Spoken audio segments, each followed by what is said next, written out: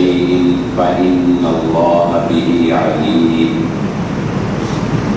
قابل صدر احترام محترم سامعین کرام، ہر قسم کی تعریفات اس خالق مالک ارض و سماوات کے لیے اور لاکھوں کروڑوں درود و سلام آپ محمد مصطفیٰ صلی اللہ علیہ وآلہ وسلم کی ذات اقدس پر۔ اللہ تعالیٰ کے انعامات میں سے ایک بہت بڑی نعمت یہ بھی ہے کہ اللہ تعالیٰ انسان کو مال سے نوازتے ہیں۔ بڑا خوش نصیب ہے وہ شخص جس کو اللہ تعالیٰ نے اسلام کی توفیق عطا فرمائی، وہ مسلمان ہو گیا، وَرِزْقُهُ کفافا، اور اللہ تعالیٰ نے اس کو بقدر کفایت رزق حلال عطا کر دیا۔ یہ اللہ تعالیٰ کا بہت بڑا انعام ہے۔ رسول اللہ صلی اللہ علیہ وآلہ وسلم نے ارشاد فرمایا، تین باتوں کو اللہ تعالیٰ نے تمہارے لیے ناپسند کیا ہے۔ ان تین باتوں میں سے ایک بات کیا ہے؟ اضاعت المال، مال کو ضائع کرنا، مال کو ضائع کرنا، فضول اڑانا، فضول خرچی میں خرچ کر دینا، ایسی جگہ پر مال کو لگا دینا جہاں پر اس کا کچھ حاصل نہ ہو، یہ اللہ تعالیٰ کو پسند نہیں ہے۔ یہ بات بہت ضروری ہے ایک مالدار شخص کے لیے بھی، اور ایک وہ جس کو اللہ تعالیٰ نے اگرچہ کم دے رکھا ہے، بقدر کفایت دے رکھا ہے، ایک کو بہت دے رکھا ہے، لیکن اس میں سارے ہی شامل ہیں۔ کس میں؟ کہ وَأَنفِقُوا فِي سَبِيلِ اللَّهِ، اللہ کے راستے میں خرچ کرو، اللہ کے راستے میں خرچ کرو۔ جب ہم اللہ تبارک و تعالیٰ کا دیا ہوا مال اللہ تعالیٰ کے راستے میں خرچ کرتے ہیں، کسی غریب کو دیتے ہیں، کسی مسکین کو دیتے ہیں، تو آپ جانتے ہیں یہ کس بات کا اظہار ہوتا ہے؟ دراصل یہ اس بات کا اظہار ہوتا ہے کہ اے اللہ، ہم اس بات کو تسلیم کر رہے ہیں کہ یہ جو مال ہم استعمال کر رہے ہیں یہ ہمارا کمال نہیں، یہ تیری عطا ہے۔ اس کو میں مثال سے سمجھا دیتا ہوں۔ اگر میں کسی کو سمجھانے کے لیے صرف مثال دے رہا ہوں، اگر میں کسی کو 1 لاکھ روپیہ دوں اور میں اس کو یہ کہہ سکتا ہوں کہ تم اس میں سے اپنی ضرورت بھی پوری کرو، اس میں سے اتنا فلاں کو دے دینا، اس میں سے اس کو دے دینا، اس میں سے اس کا خیال رکھنا، وہ مانے گا۔ کیوں؟ کیونکہ میں نے جو اس کو دیا ہوگا۔ اور اگر اس کا اپنا ہو اور میں اس کو کہوں کہ 13 لاکھ ہے، اس میں سے تو اپنے لیے اتنا رکھ، فلانے کو اتنا دے، فلانے کو بتائے، وہ مانے گا؟ وہ تو کون ہوتا ہے؟ میرے پیسے میں تو کون ہوتا ہے مجھے مشورے دینے والا؟ میں جیسے مرضی خرچ کروں۔ اللہ تعالیٰ ہمیں کہہ سکتے ہیں کہ اس مال میں سے اتنی زکات دو، اتنا صدقہ کرو، اتنا فلاں کا خرچ کرو، وہاں نہ خرچ کرو۔ کیوں کہہ سکتا ہے؟ کیونکہ اس نے دیا ہے، وہ یہ حق رکھتا ہے نا۔ وَمِمَّا رَزَقْنَاهُمْ يُنْفِقُونَ، ایمان والوں کی صفت یہ ہے، الَّذِينَ يُؤْمِنُونَ بِالْغَيْبِ وَيُقِيمُونَ الصَّلَاةَ، نماز قائم کرتے ہیں، غیب پر ایمان رکھتے ہیں اور اس میں سے خرچ کرتے ہیں جو ہم نے ان کو رزق دیا ہوا ہے۔ اس میں تمہارا اپنا کوئی کمال نہیں، تم نے اللہ کے دیے ہوئے میں سے آگے دینا ہے بس، اور یہ تو اس کا احسان ہے۔ پہلے بھی وہ دے رہا ہے، پہلے بھی وہ دے رہا ہے، اور جب تم اس کے دیے ہوئے میں سے مزید خرچ کرو گے تو محمد رسول اللہ صلی اللہ علیہ وآلہ وسلم نے قسم کھا کر فرمایا، صدقہ کرنے سے مال کم نہیں ہوتا۔ لیکن یہاں ایک بات سمجھنے کی ہے، اور وہ یہ ہے کہ مثال کے طور پہ ایک آدمی کے پاس 10 روپے ہیں، اس نے 10 روپے میں سے 2 روپے جب صدقہ کر دیے تو بتائیے کیلکولیشن حساب کے حساب سے، میتھ کہتا ہے کہ اس کے پاس تو باقی 8 روپے بچ گئے نا، 2 تو اس نے خرچ کر دیے، کمی آ گئی. لیکن محمد رسول اللہ صلی اللہ علیہ وآلہ وسلم کی سچی زبان سچی بات یہ کہہ رہی ہے، اور قسم کھانے کا مقصد یہ ہے کہ بعد میں اور زیادہ وزن پیدا ہو جائے، اور قسم کھا کر کہہ رہے ہیں کہ صدقہ کرنے سے مال کم نہیں ہوگا. کیا مانا کہ جب تم اپنے مال میں سے صدقہ کر دو گے، جب 10 روپے میں سے 2 صدقہ کر دو گے، اللہ تعالیٰ اس 8 روپے میں اتنی برکت پیدا فرما دے گا کہ وہ کام جو 10 میں نہیں ہو سکتے تھے اللہ وہ 8 میں بھی کروا دے گا. اور اللہ تعالیٰ تمہیں نقصان سے بچا لے گا. وہ پیسے ہو سکتا ہے کسی نقصان میں اس سے زیادہ لگ جانے ہوں، لیکن صدقہ کرنے سے اللہ تعالیٰ تمہیں مصیبت سے، تمہیں پریشانی سے، تمہیں دکھ سے، تمہیں تکلیف سے بچا لے گا. اس پیسے میں جس پیسے سے تم صدقہ کر رہے ہو اللہ تعالیٰ اتنی برکت پیدا فرما دے گا کہ تمہاری زندگی میں بھی سکون ہوگا اور تم اس پیسے پہ قانع ہو جاؤ گے، قناعت کرنے والے بن جاؤ گے. اور یہ بات بہت ضروری ہے مال کو خرچ کرنے کے بارے میں، جو آیت میں نے آپ کے سامنے پڑھی، لن تنالوا البر حتى تنفقوا مما تحبون. اللہ کے راستے میں جب خرچ کرنے چلو تو یاد رکھنا اللہ تعالیٰ پاک ہے، پاکیزہ مال پسند کرتا ہے. خبیث مال اللہ تعالیٰ کو نہیں چاہیے. اللہ کو یہ مال پہنچتا ہی کہاں ہے؟ کیا تم اللہ کو دے رہے ہو؟ نعوذ باللہ. اللہ کو کیا ضرورت ہے تمہارے خون کی، تمہارے مال کی، تمہارے جانوروں کی، تمہاری قربانیوں کی؟ وَلَٰكِنْ يَنَالُهُ التَّقْوَىٰ مِنكُمْ. اللہ کو تو تمہارے سینوں میں پائے جانے والا خلوص چاہیے. اور یاد رکھیے یہ بات، صدقہ ایک ایسی عبادت ہے، ویسے تو ہر عبادت ہی خلوص مانگتی ہے، لیکن مطالعہ کرنے سے آپ کو یہ بات واضح ہوگی، دیگر جو احکامات ہیں ان کے بھی، کہ صدقہ ایک ایسی عبادت ہے کہ یہ جتنے خلوص سے کیا جائے اس کے ثمرات، اس کے نتائج اتنے ہی زیادہ حاصل ہوتے ہیں، اس کی برکات اتنی ہی زیادہ حاصل ہوتی. اس کی بہت بڑی دلیل وہ ہے جو محمد رسول اللہ صلی اللہ علیہ وآلہ وسلم نے ارشاد فرمایا، تم میں سے کوئی احد پہاڑ جتنا سونا بھی خرچ کر دے، جو ایک کھجور میرے صحابی نے اللہ کے راستے میں دی ہے اس کے آگ تک بھی نہیں پہنچ سکتے. ایک مد برابر بھی یا نصف مد برابر بھی تم نہیں پہنچ سکتے. کیوں؟ کیونکہ جو اللہ کے راستے میں خرچ کرتے ہوئے صحابی رسول صلی اللہ علیہ وآلہ وسلم کا ایمان تھا، خلوص تھا، وہ بعد میں پیدا نہیں ہو سکتا. اس خلوص کی میں ایک مثال آپ کو دوں، حیران ہو جائیں گے. وہ جو اقبال نے بھی کہا ہے، ایسے انسانوں کے بارے میں عقل ہے محفل تماشا رہے بام ابھی. یہ ایسے انسان بھی دنیا میں پیدا ہوئے ہیں کہ عقل بھی حیران ہو جاتی ہے. اگر میں تجھ سے کیا کہوں کہ وہ سیرانشی کیا ہے، تیرے تخیل سے بدوتا ہے وہ نظارہ. حضرت ابو الدرداء رضی اللہ تعالیٰ عنہ کا وہ واقعہ، نبی صلی اللہ علیہ وآلہ وسلم کے پاس آئے، آگے کہنے لگے اللہ کے نبی صلی اللہ علیہ وسلم میں نے کچھ کھجوریں لگائی ہیں، کچھ کھجوروں کا میرا باغ ہے، اس میں ایک کھجور کا درخت کسی اور شخص کی ملکیت ہے، وہ ایک کھجور کا درخت میرے باغ کی باؤنڈری وال بننے میں کچھ رکاوٹ بن رہا ہے. اگر وہ ایک کھجور کا درخت بھی مجھے مل جائے تو میرا باغ بڑا اچھا کمپلیٹ ہو جائے گا. میں یوں سمجھ رہے ہیں کہ اپنے باغ کو تھوڑا بڑھا رہے تھے وہ، تو ان کے اس باؤنڈری وال میں کھجور کا درخت کسی اور تھا. نبی صلی اللہ علیہ وآلہ وسلم نے اس کھجور کے مالک کو بلایا، اس کو کہا یہ کھجور کا درخت تم فروخت کر دو متحدہ کو، بدلے میں تمہارے لیے جنت میں ایک درخت کی ضمانت. یہ ایک درخت دے دو، بدلے میں تمہارے لیے جنت میں ایک درخت. اس نے انکار کر دیا. مالک کا درخت تھا، اس نے کہا میں نہیں دیتا. مجلس برخاست ہو گئی.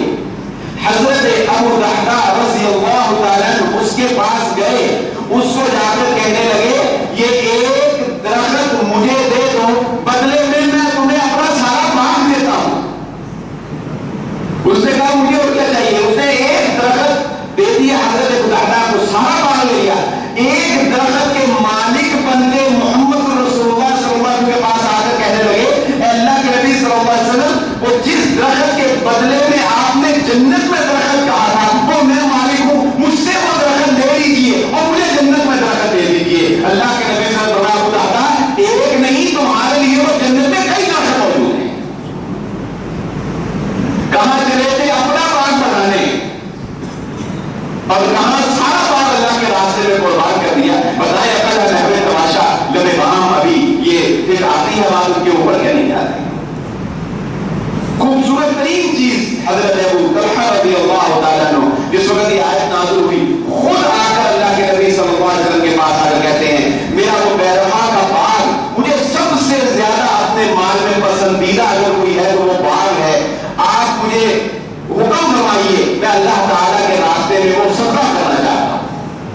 نبی صلی اللہ علیہ وسلم فرمایا ٹھیک ہے پھر تمہیں چاہیے بہت اچھا بدلہ ملے گا تمہیں اس کا انشاءاللہ, بہت اچھا فیصلہ تم نے کیا ہے. تمہیں چاہیے کہ اپنے قریبی رشتہ داروں میں جو مستحق لوگ ہیں ان کو وہ باغ صدقہ کر دو. حضرت ابو طلحہ رضی اللہ تعالیٰ عنہ نے اپنا وہ باغ اپنے قریبی رشتہ داروں کے اندر صدقہ کر دیا.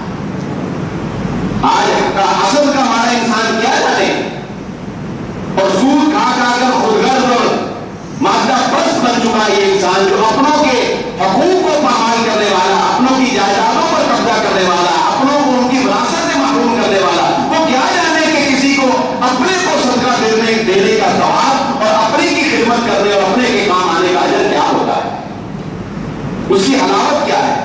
حضرت عمر بن خطاب رضی اللہ تعالیٰ عنہ اللہ کے نبی صلی اللہ علیہ وسلم کی خدمت میں تشریف لائے. کہنے لگے اللہ کے نبی صلی اللہ علیہ وسلم خیبر کی فتح میں جو مجھے زمین ملی ہے اتنی قیمتی زمین آج تک میرے مال میں کبھی نہیں آئی. اتنی قیمتی زمین آج تک میرے مال میں کبھی نہیں آئی. انسان ترقی کرتا جائے تو وہ آگے کی سوچتا چلا جاتا ہے. جو محمد رسول اللہ صلی اللہ علیہ وسلم نے فرمایا کہ ابن آدم کے لیے اگر ایک سونے کا پہاڑ ہو تو اس کی خواہش ہوتی ہے کہ دوسرا بھی اسے مل جائے. اس کے پیٹ کو تو صرف مٹی ہی بھر سکے, قبر کی مٹی. لیکن عظیم تھے وہ لوگ, خود آ کر کہنے لگے اللہ کے نبی صلی اللہ علیہ وسلم میرے مال میں سب سے قیمتی چیز خیبر کی زمین ہے, میں اللہ کے راستے میں صدقہ کرنا چاہتا ہوں. آپ مشورہ کیجئے کیا کرو. نبی صلی اللہ علیہ وسلم نے فرمایا اس کو وقف کر دو. کیا مانا کہ اپنی ملکیت میں رہنے دو لیکن اس کا اناج اور اس سے حاصل ہونے والی جو بھی آمدن ہوگی وہ اللہ کے راستے میں وقف کر دی جائے. حضرت عمر بن خطاب رضی اللہ تعالیٰ عنہ زمین کو وقف کر دیا. یہ صدقہ جاریہ جو مرنے کے بعد بھی انسان کے کام آنے والے اعمال ہیں. یہ انہی اعمال میں سے ایک ہے کہ محمد رسول اللہ صلی اللہ علیہ وسلم نے فرمایا انسان جب مر جائے گا اس کے اعمال ختم ہو جائیں گے لیکن تین چیزیں باقی رہ جائیں گی. ایک نیک اولاد اور دوسرا دین کا علم نافع جو اسے کسی کو پہنچا دیا اور صدقہ جاریہ کوئی ایسا صدقہ جو اپنی زندگی میں کر گیا مرنے کے بعد بھی وہ کام ہوتا رہا اسے اس کا ثواب ملتا ہے. اور حاتم طائی کی میں آپ کو ایک مثال سناؤں. تاریخ کی مثالوں میں سے سخاوت کا بڑا نام آپ نے معروف نام سنا ہوگا. یہ مثال اس لیے سنانے لگا ہوں کہ اللہ تعالی کی ذات یہ نہیں دیکھتی کہ اس نے میرے راستے میں کتنا دیا ہے, کتنا, لاکھوں, کروڑوں یا ہزاروں یا ایک کھجور. اللہ تعالیٰ کو تعداد سے تو غرض نہیں. اللہ تعالیٰ تو یہ دیکھتا ہے اس نے کس ضرورت, کس شوق, کس محنت اور کس لگن کے ساتھ اللہ کے راستے میں خرچ کیا ہے. جس کے بارے میں محمد رسول اللہ صلی اللہ علیہ وآلہ وسلم سے جب پوچھا گیا کہ بہترین صدقہ کیا ہے, آپ نے فرمایا بہترین صدقہ اس وقت کرنا ہے جب تم تندرست ہو, تمہارے دل میں مال کا شوق ہو, تمہیں فقر کا خوف بھی ہو. کیا مانا, ایک سٹیج ایسی آتی ہے نا انسان پر کہ جب وہ بالکل بڑھاپے میں پہنچ جاتا ہے, اپنی مرضی سے اپنا مال خرچ نہیں کر سکتا, اس وقت اس کا دل چاہتا ہے کہ وہ خرچ کرے، صدقہ کرے، کسی کے کام آئے، وہ کوئی کرنے نہیں دیتا. اس وقت اس کے لیے یہ چیزیں بے وقت بن جاتی ہیں. لیکن نبی صلی اللہ علیہ وسلم نے فرمایا بہترین صدقہ اس وقت کرنا ہے جب تندرست جوانی ہو، تمہیں مزہ آتا ہو پیسہ خرچ کرنے کا، تمہیں شوق ہو اپنے اوپر پیسہ خرچ کرنے کا، تم ہر روز رات کو سوچ کر سوتے ہو کہ کل دکان میں اضافہ کس طرح کیا جا سکتا ہے، کاروبار کو کس طرح بڑھایا جا سکتا ہے، اور تمہیں ہمیشہ یہ خدشہ لگا رہتا ہو کہ کہیں فلاں جگہ سے نقصان نہ ہو جائے، فلاں جگہ سے نقصان نہ ہو جائے. ایسی کیفیت میں اللہ کے راستے میں صدقہ کرنا بہترین صدقہ قرار پاتا ہے. وہ ایک دعوت پر گیا حاتم دائی، مختصر کر کے سناتا ہوں. ایک اس کے میزبان نے عربوں کی مہمان نوازی، اس کے میزبان نے بکری کا مغز اس کے سامنے پیش کیا، اور بھی کھانے تھے. حاتم دائی نے اس بکری کے مغز کو کھایا اور اس نے کہا کہ کیا واہ کیا بات، میں اور کچھ نہیں کھاتا، میرے لیے یہی اور بنایا جائے.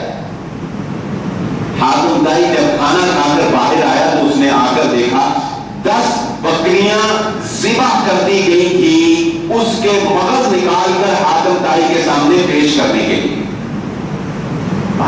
اس نے وہ نوجوان کو میزبان کو پوچھا تم نے یہ 10 بکریاں کس لیے ذبح کر دی؟ اس نے کہا آپ کی مہمان نوازی کے لیے، عربوں کو لاج نہ لگے، ہم یہ نہیں چاہتے کہ ہمارا مہمان ہمارے گھر سے اپنا شوق ادھورا لے کر چلا جائے. حاتم دائی کہنے لگا میں نے اس سے پوچھا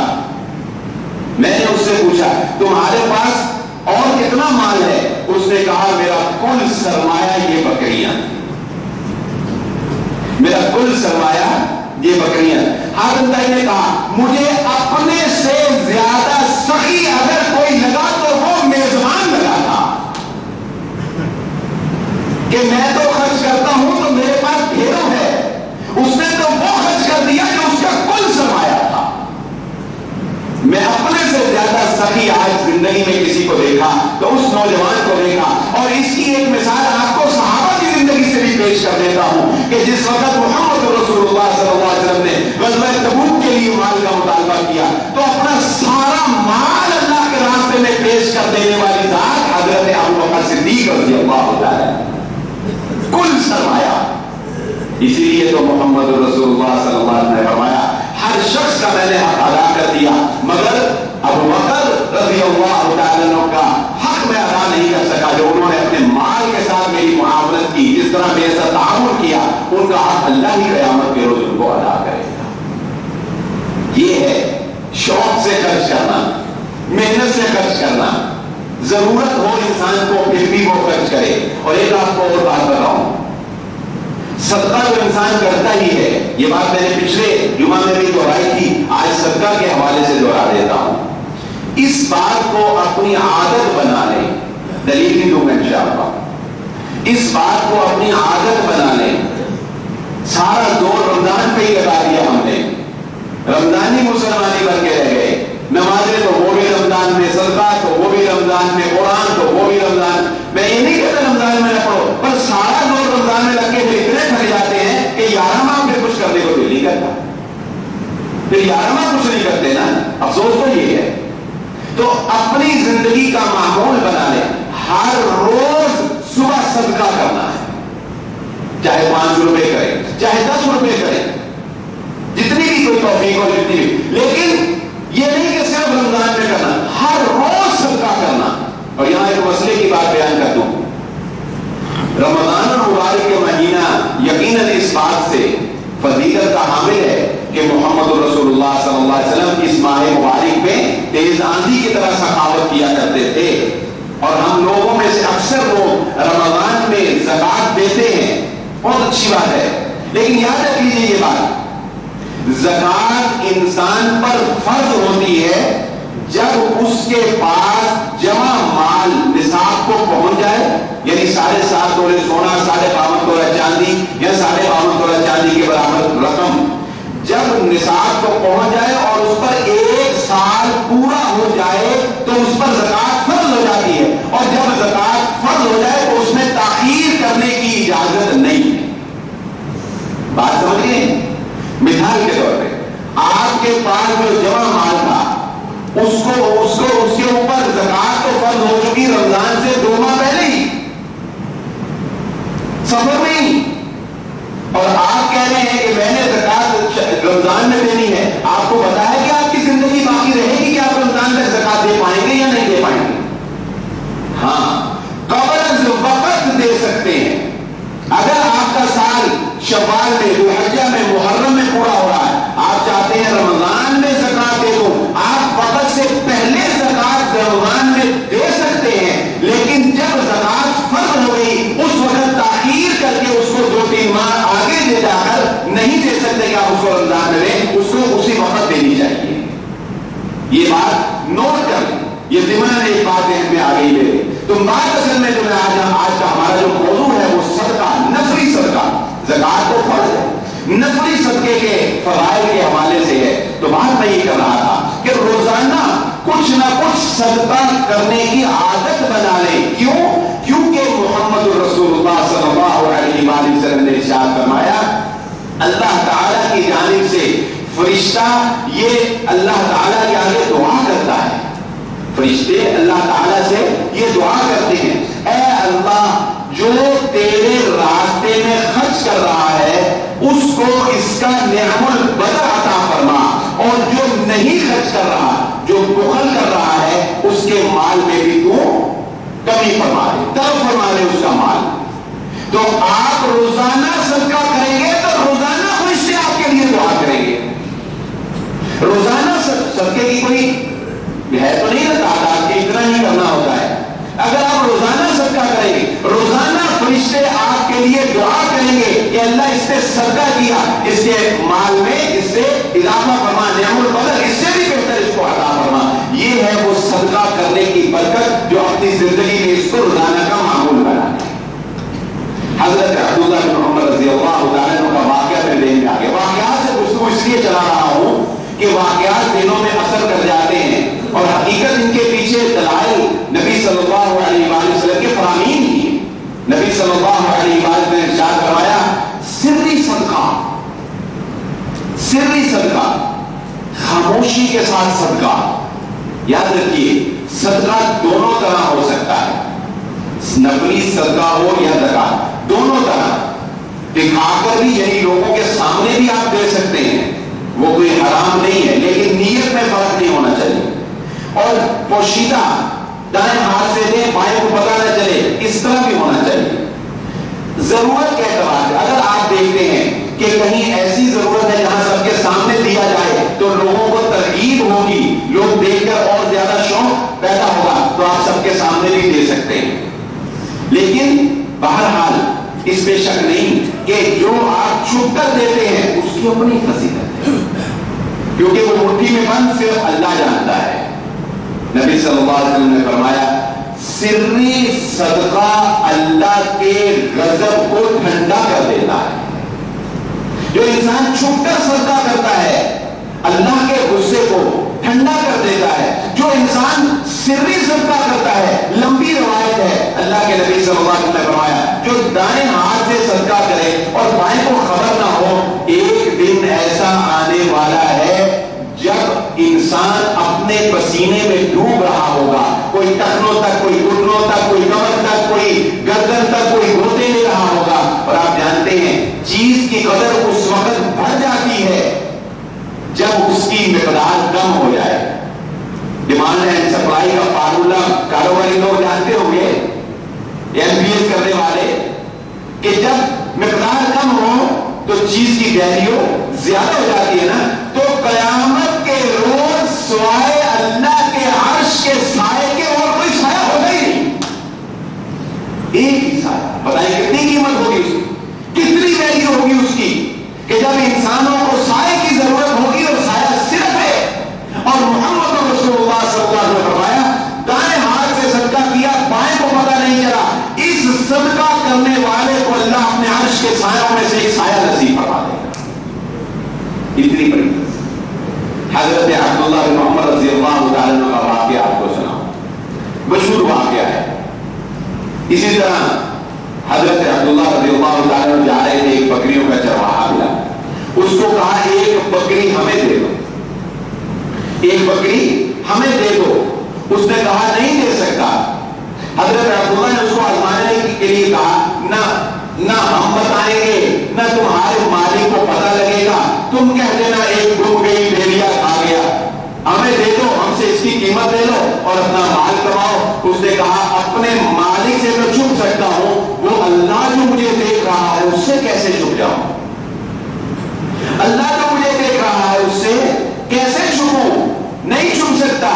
حضرت عبداللہ بن عمر رضی اللہ تعالیٰ کو اس غلام کی یہ ایمانداری، اس کا یہ خلوص، اس کی یہ تابعداری اور اس کا یہ عدل اتنا پسند آیا، واپس آئے، پتہ کیا بکریوں کا مالک کون ہے، بکریوں کے مالک سے بکریاں بھی خریدی، اس غلام کو بھی خریدا، اس غلام کو آزاد کر کے بکریاں اس کو صدقہ کر۔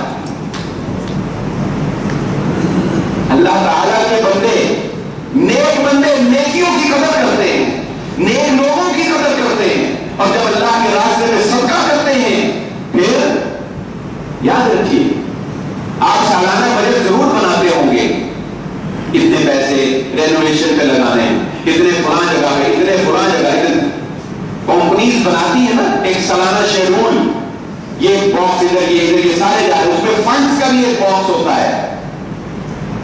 جب اللہ کے راستے میں دینا ہو تو پھر اس کو مختص نہ کیا کرے، اماؤنٹ فکس نہ کیا کرے، شمار نہ کیا کریں کہ اتنا نہیں دینا ہے، نہیں، پرسنٹیج طے نہ کیا کریں۔ پرسنٹیج تو وہ 2.5% جو اللہ نے آپ پر فرض کر دی ہوتا ہے، صدقے کی کوئی پرسنٹیج نہیں ہے۔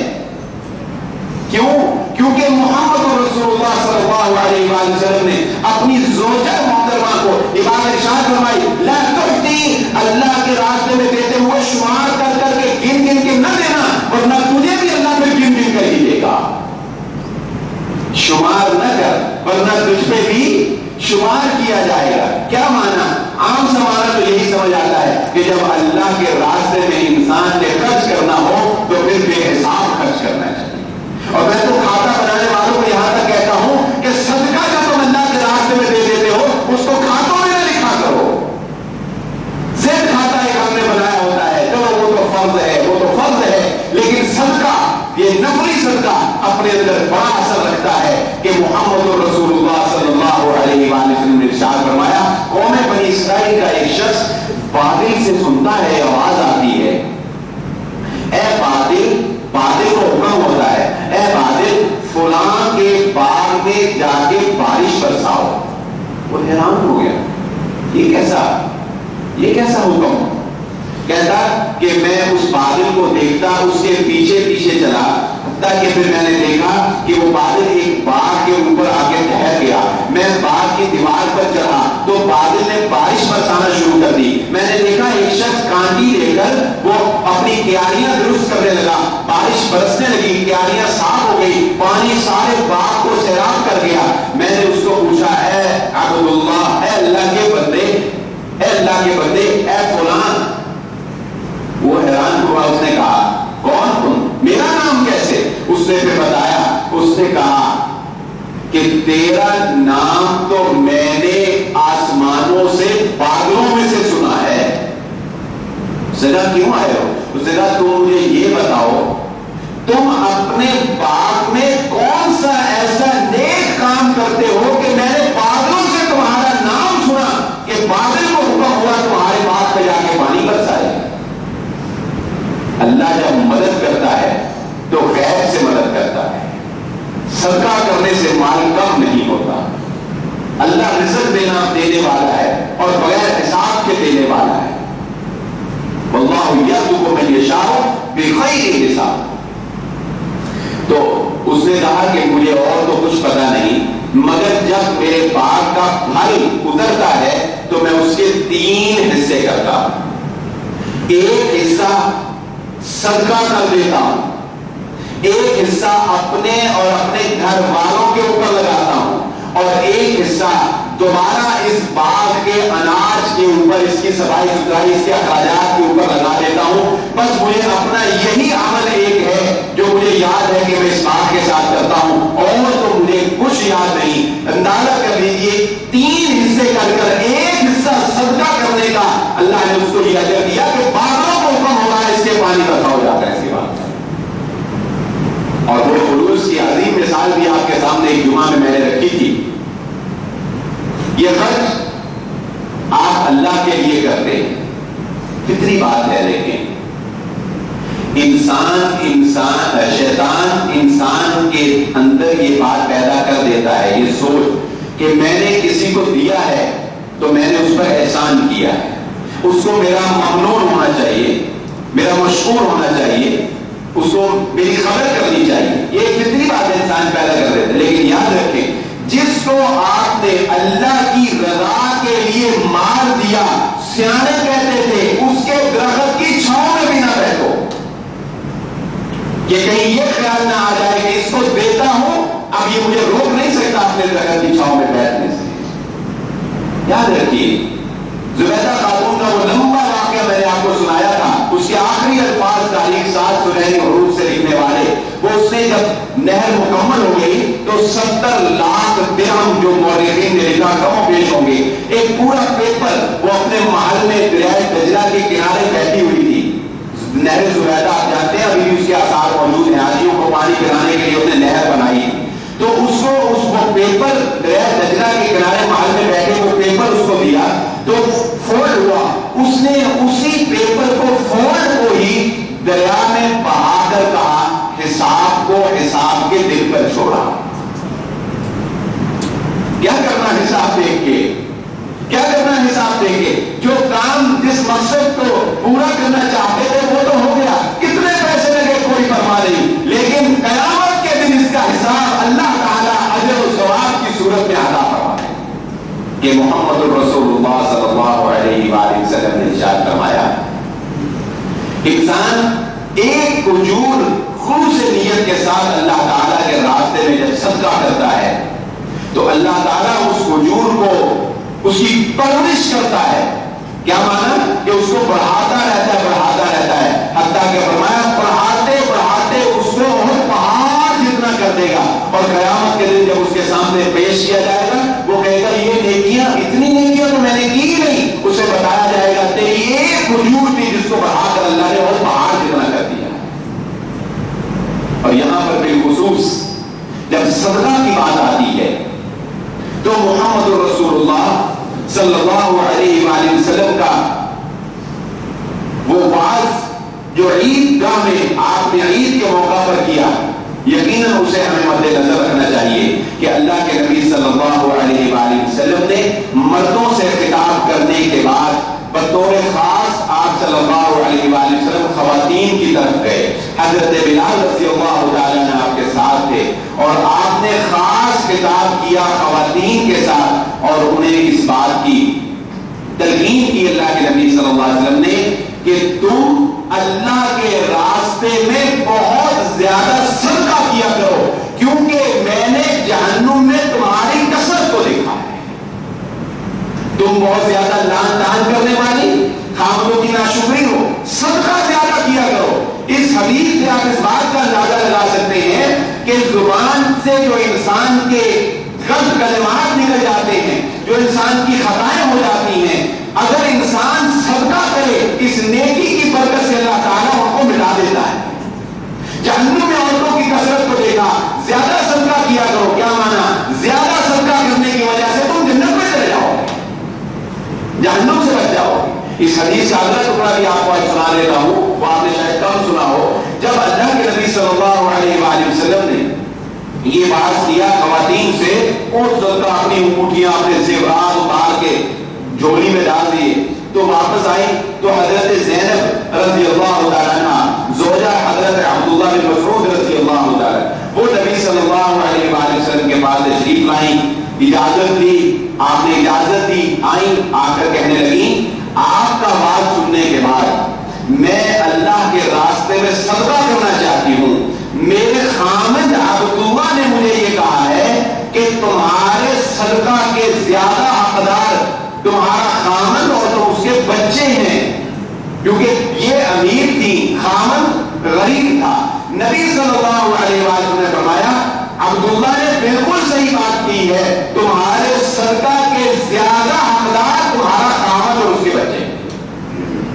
بات سمجھے؟ اقربان نے جیسے کہ میں نے کہا صدقہ اگر انسان رشتے داروں کو کرتا ہے تو دوہرا ثواب ہے، ایک صدقہ کرنے کا ثواب اور دوسرا صلہ رحمی کرنے کا ثواب، کیونکہ بیوی کے اوپر خامن کی کفالت فرض نہیں، خامن پر بیوی کی کفالت فرض ہے، خامن بیوی کو صدقہ نہیں دے سکتا، بیوی اپنے خامن کو صدقہ دے سکتی ہے، بیوی اگر مالدار ہے تو بیوی اپنے خامن کو صدقہ دے سکتی ہے، اور حق یہ ہے کہ سب سے پہلے قریبی ترین رشتے کو دیکھ کر انسان صدقہ اور خیرات کرے، سب سے پہلے قریبی رشتے کو دیکھ کر، اور یہ کوئی آسان نہیں ہے۔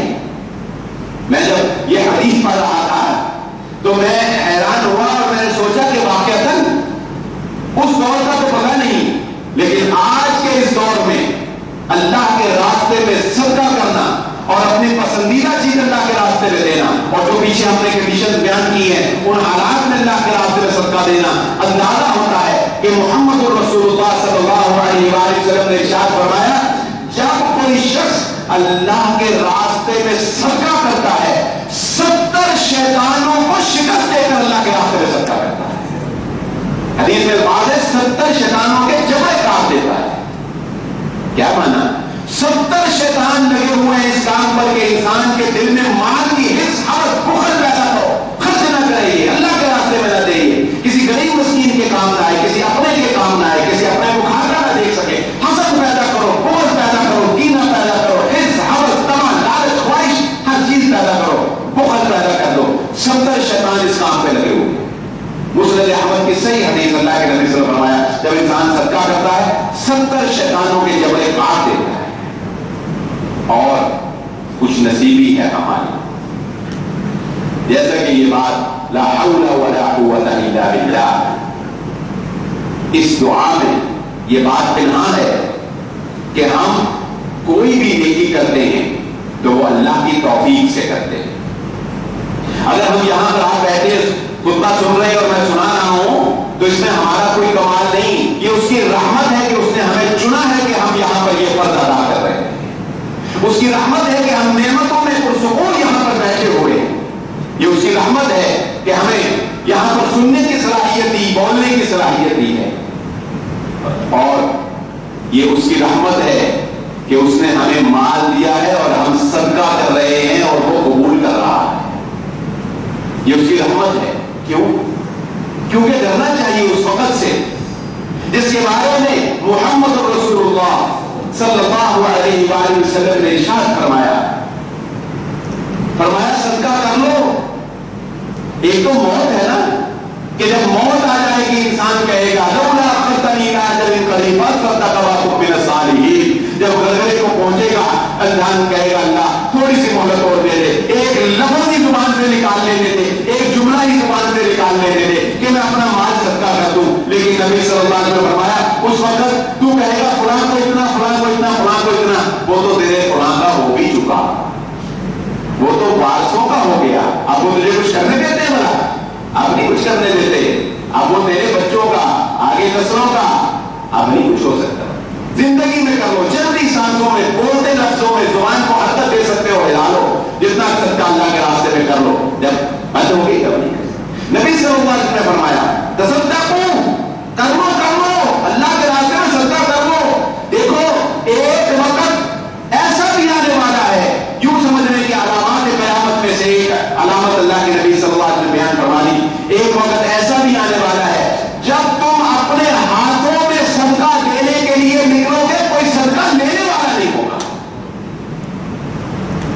تفیض المال، یہ قیامت کی علامات میں سے ایک علامت ہے کہ مال بہہ پڑے گا، اتنا مال ہو جائے گا، اتنا مال، ہر بندہ ہی امیر ہو جائے، ہر بندہ ہی مالدار ہو جائے۔ صدقہ دینا بھی ایک بہت سعادت ہے، یہ خوش نصیبی ہے کہ ہم دیتے ہیں اور لینے والے موجود ہیں۔ وہ وقت بھی آنے والا ہے، نبی صلی اللہ علیہ وسلم لوگ کہیں گے لے لو، ملتے کہیں گے لے لو، کوئی لینے والا نہیں ہوتا۔ تو یہ اللہ تعالیٰ کا احسان اور اللہ تعالیٰ کا انعام ہوتا ہے انسان پر کہ اللہ تعالیٰ اسے نیکی کرنے کی توفیق عطا فرما دے اور وہ نیکی کر لیتا ہے۔ آج کی گفتگو کا لب لباب اور خلاصہ آپ کے سامنے بیان کر دیتا ہوں۔ اس میں ایک آخری بات ہے وہ میں آخر میں بیان کر دوں گا۔ کہ ہماری آج کی گفتگو صدقہ کے حوالے سے یہ تھی کہ اللہ تعالیٰ کے راستے میں زیادہ سے زیادہ خرچ کرنا. اس ضمن میں آپ کے سامنے سب سے پہلے یہ بات رکھی کہ جو ہم اللہ کے راستے میں خرچ کرتے ہیں اس میں ہمارا کوئی کمال نہیں ہے. یہ قارون والا نظریہ نہیں ہے کہ اس نے کہا تھا میں نے اپنی عقل سے کمایا. آپ کی کوئی مہارت نہیں ہے, کوئی کمال نہیں ہے. ینال الفتى من عیشہ وہو جاہل ویؤتی الفتى فی دہرہ وہو عالم.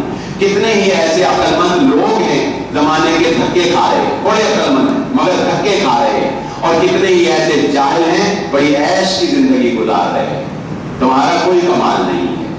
جو تم اللہ کے راستے میں دیتے ہو وہ اللہ کے دیے ہوئے میں سے ہی دے رہے ہو.